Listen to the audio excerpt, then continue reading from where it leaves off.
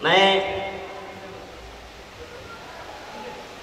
इस समय जिन परिस्थितियों के बीच में आपके हूँ, मैं देख रहा था जब कवि सम्मेलन शुरू हुआ था तो पीछे तक की कुर्सियाँ भरी हुई थी, लेकिन अब जब मेरा क्रम आया है तो लगभग लोग खाली हो चुके हैं। और एक मैं आपसे वादा लेना चाहता हूँ, ये कॉलेज का प्रोग्राम है। आप लोग जानते हैं जो क्लास में एब्सेंट होता है उसको कभी डांट नहीं पड़ती, जो प्रेजेंट होता है टीचर उससे कहती है कि लोग क्यों नहीं आए।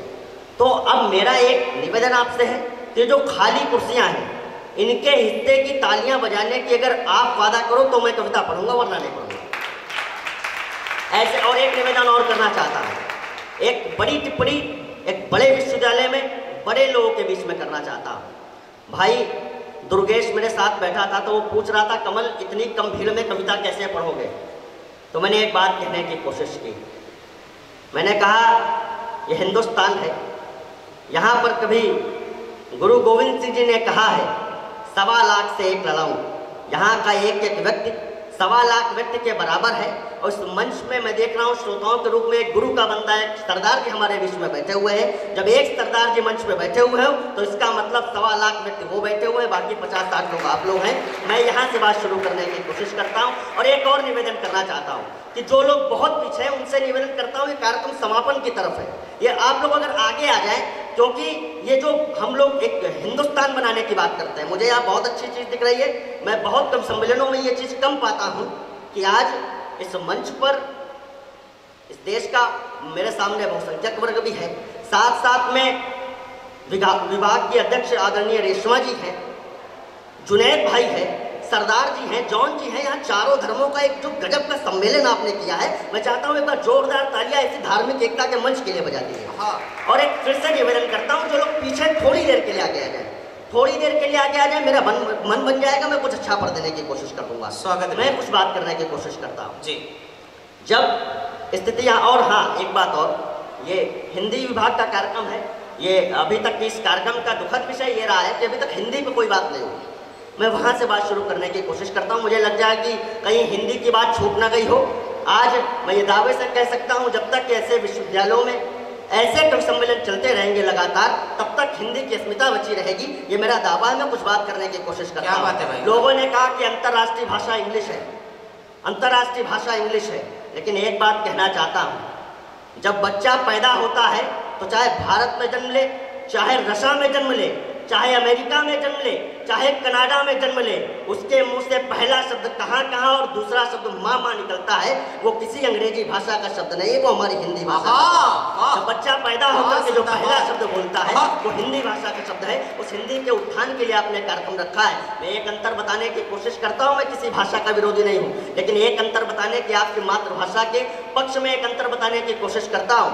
आप दोनों की वर्णमाला देखिए, अंग्रेजी ए से शुरू होती है और जेड पे जाके खत्म होती है। ए से एप्पल से शुरू होती है, यानी कि एक फल से शुरू होती है, लेकिन हिंदी का भी वर्णमाला कुछ ऐसी है, वो आ से अनार से शुरू होती है। लेकिन दोनों का अंत देखना, दोनों में सिर्फ अंतर इतना है कि जब आप ए से एप्पल पढ़ते हैं तो आप उसका समापन जेड जेब्रा यानी कि एक पशु योनि में जाकर के कर देते हैं। हिंदी इंग्लिश आपको इस फलों से लेकर के जानवरों की तरफ ले जाती है, पशुत्व की तरफ ले जाती है, जेब्रा बना करके छोड़ती है। लेकिन हिंदी की वर्णमाला आपको आ से अनार शुरू करते हैं और आखिरी में ज्ञा से ज्ञानी बना करके छोड़ती है।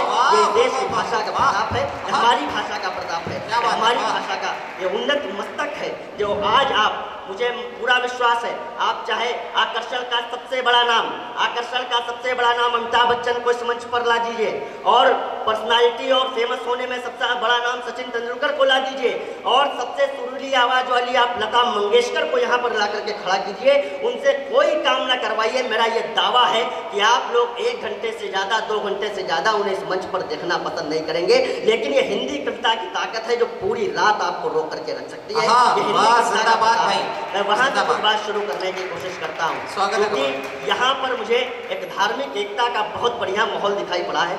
4 पंक्तियाँ कहीं पंडित जगदीश शुक्ल जी ने लिखी, मैं वर्तमान परिस्थिति में उनको पढ़ करके देखता हूँ। हालांकि जिस तरीके का वातावरण बनना चाहिए था। वो हो सकता है कि जब अंतिम पंक्ति पढ़ूं तो एक निवेदन करता हूं, अपने दोनों हाथ हवा में उठा करके 1 मिनट तक तालियों के महोत्सव से बता देना कि अभी ये कवि सम्मेलन पूरी तरीके से खत्म नहीं हुआ है, कवि सम्मेलन अब शुरू होने जा रहा है। एक पंक्ति पढ़ता हूं और सही सही बात कह दूं तो अब हाथ खोल लेना, ये जिम्मेदारी आपकी है। मैं कुछ सौंपना चाहता हूं, वहां से जिम्मेदारी मेरी शुरू होती है, मैं पढ़ने की कोशिश करता हूं। स्वागत है कि हमको भले गुलाब की माला न डालिए, हमको भले गुलाब की माला न डालिए, चारण है युग के वाणी पे ताला न डालिए। हमको भले गुलाब की माला न डालिए, चारण है युग के वाणी पे ताला न डालिए। अटकी है बीच धार तो मझधार कहेंगे, कश्ती जो है इस पार तो इस पार कहेंगे, कश्ती जो है इस पार तो इस पार कहेंगे। और कन्हैया कुमार हो जब बदतमीज ओवैसी, कन्हैया कुमार हो जब बदतमीज ओवैसी, हम गद्दार को ललकार के गद्दार कहेंगे।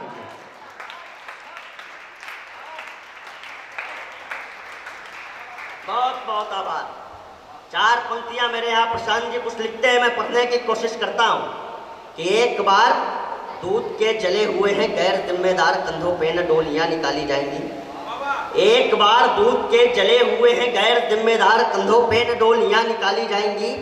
नागों के लिए न और गाय पाली जाएंगी, भले ही कुछ सूखी रोटियां चबा ली जाएंगी। देश के लिए जिएंगे, देश के लिए मरेंगे, देश के लिए लंगोटियां लगा ली जाएंगी। और अंतिम पंक्ति पर वो लोग अपने हाथ खोलना जो इस पंक्ति को कर सकने में सक्षम हो, जो इस पंक्ति को कर सकने की क्षमता ना रखते हो, वो लोग खामोश बैठेंगे। मैं पढ़ने की कोशिश करता हूँ कि देश के लिए जिएंगे, देश के लिए मरेंगे, देश के लिए लंगोटियां लगा ली जाएंगी। वो आज आने पाएगी ना देश की स्वतंत्रता पे, आज आने पाएगी ना देश की स्वतंत्रता पे। वक्त आ गया तो गोलियां भी खा ली जाएंगी, वक्त आ गया।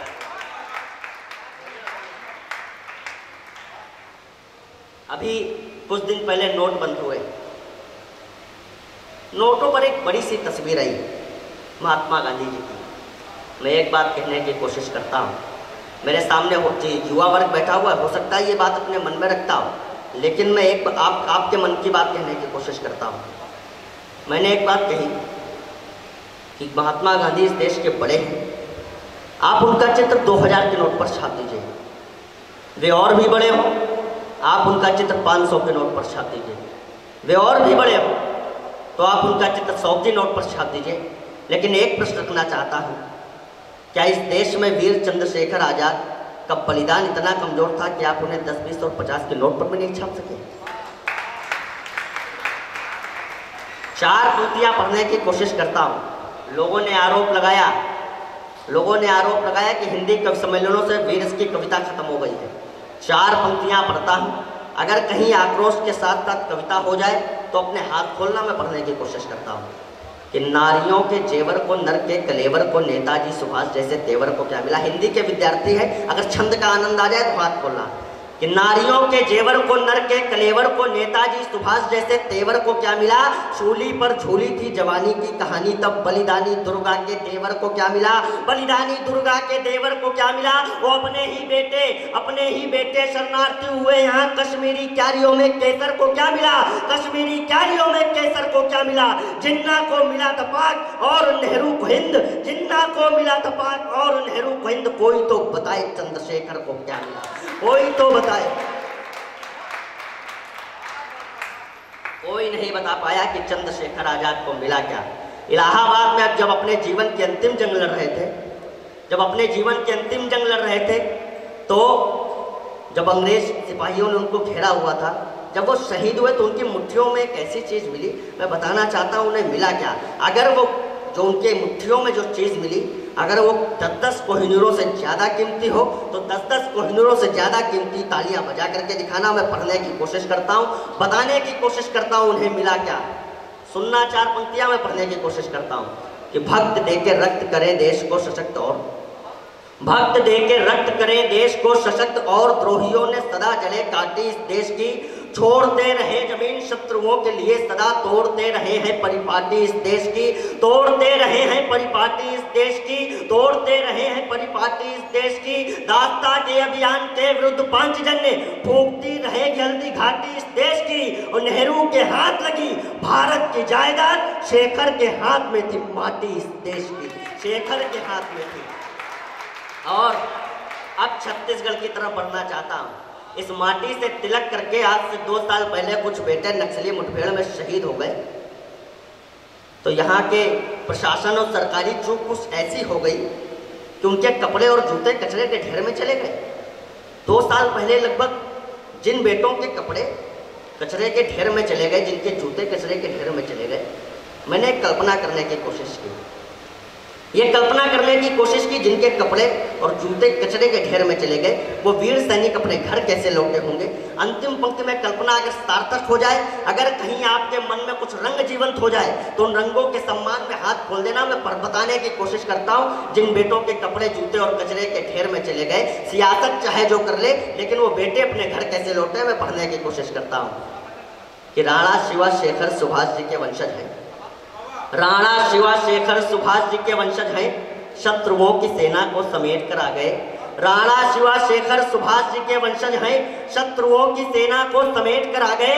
3 वीर अपने उतार कर शीश खुद भारती के चरणों में भेंट कर आ गए, भारती के चरणों में भेंट कर आ गए। तो जिन पे गुजारा बचपन खेल कर उन्हीं पिताजी के कंधों पर लेट कर आ गए, पिताजी के कंधों पर लेट कर आ गए। और वर्दी जो कचरे के ढेर में चली गई, तो वर्दी जो कचरे के ढेर में चली गई, तो सैनिक तिरंगे को लपेट कर आ गए, सैनिक तिरंगे को।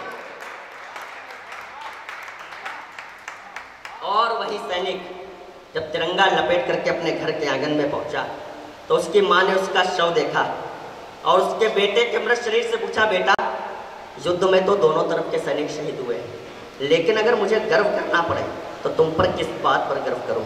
मैं वहां से पढ़ने की कोशिश करता हूं। बेटे ने अंतिम पंक्ति में उत्तर दिया, अगर वो लग जाए कि छत्तीसगढ़ के शौर्यशाली इतिहास को प्रणाम करता हुआ उत्तर है, तो अपने हाथ खोलना। मैं बेटे का उत्तर सुना।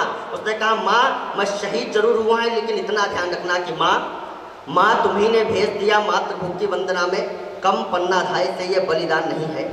माँ तुम्ही ने भेज दिया मातृभूमि की वंदना में, कम पन्ना धाय से ये बलिदान नहीं है।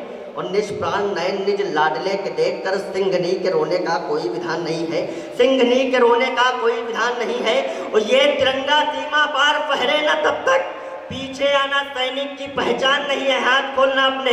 ये तिरंगा सीमा पार फहरे न तब तक, पीछे आना सैनिक की पहचान नहीं है। और यूं तो मेरी देह पर घाव है हजार, किंतु यूं तो मेरी देह पर घाव है हजार, किंतु पीठ पर मेरी एक भी निशान नहीं है, पीठ पर मेरी एक भी निशान नहीं है।